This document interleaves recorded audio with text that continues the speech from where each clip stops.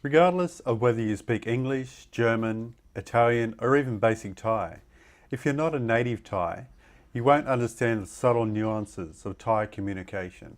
Time may change me, but I can't trace time. Thailand is famously known as the land of smiles, but it's also the land of laughter. A Thai person will inexplicably smile and laugh when they don't understand you, when they're uncomfortable, or when they just don't know what to say. In most situations, their first instinct is to laugh and smile. Even if the Thai person has a good level of English, by nature, they will quite often still fall back on using smiles and laughter during conversation. Really? Did you honestly think that you were that funny during your date? Not so long ago, I had to fly back to Australia for my mum's funeral.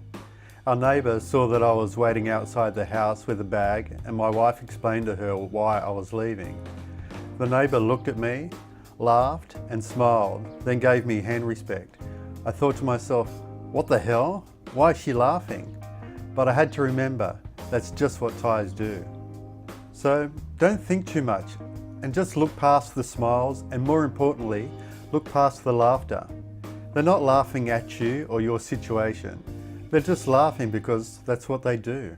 A Thai may withhold the truth if they believe that truth will hurt your feelings or cause either of you embarrassment. When I first started dating Thai girls, both in Australia and in Thailand, our communication could become strained very easily due to my trust issues. I hold honesty and trust in the highest regard, but Thais have a slightly different moral compass and will quite often tell white lies in any given situation.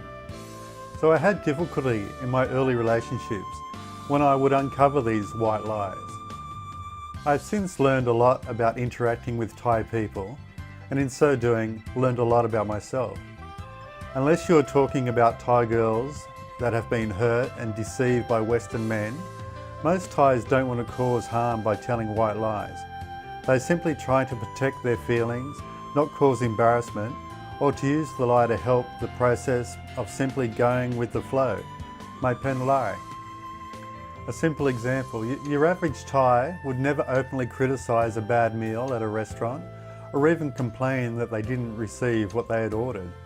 They would just not be honest about the situation to avoid causing a scene or embarrassment. I often ask my wife this question: how can you be listening to me if you're not looking at me?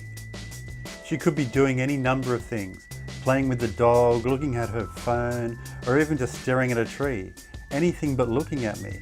However, she assures me that I have her undivided attention and that she's hanging on my every word. Sometimes I'll even ask her to tell me what I've said, and most times yes, she has been listening. On the odd occasion, when she can't, she'll blame her bad English. Women, you just can't win. In most Western countries, it's important to make eye contact with the person during conversation. In Thai, not so much. A Thai person would be happy having a conversation with you without needing to look at you even once. Maybe that's a bit of an exaggeration, but it's often verging on that point.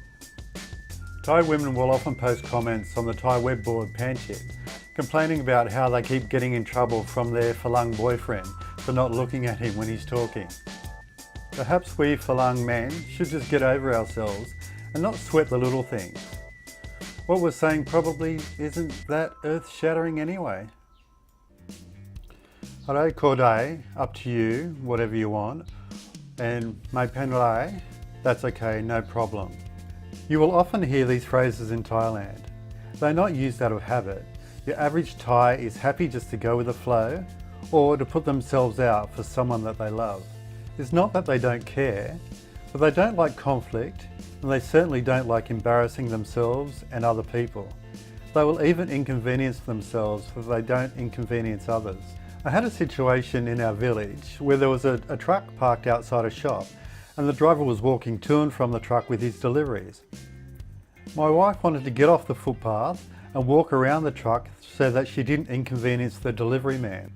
I said, "So you're happy to walk in the traffic where there's the potential for you to be hit by a car, just so you don't interrupt the delivery man?"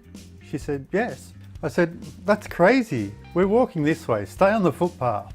By the way, the general rule of up to you is somewhat reversed when you start to talk about the roads in Thailand. Thai drivers can be extremely selfish, and most have formed very bad habits when driving. My wife is always saying to me, "Let him go, don't worry about him," after I've just been cut off or someone is doing a U-turn from the middle lane. Thais have a tendency of thinking that they know what you want or what you need without having to ask you. Or is that just women in general? My experience tells me that most Thais are like this, but I'm not 100% sure if it's cultural or just due to a potential language barrier.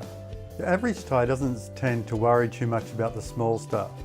So if in their mind something is not important, they won't consult you before making a decision on your behalf. Conversely, if your girlfriend or wife believes that an important decision is to be made, she will defer entirely to your good judgment. Thai women allow men to be men. I'll ask my wife, "Why are we doing this?" or "What's this I'm eating?" And on most occasions she'll answer, "It's good for your health." How can I argue with that? So shut up, husband, I know what's good for you. She would never actually say that, not out loud anyway. Thanks for watching, you're so JD. And don't forget, if you enjoyed the video, click like, and if you loved it, subscribe. Take care.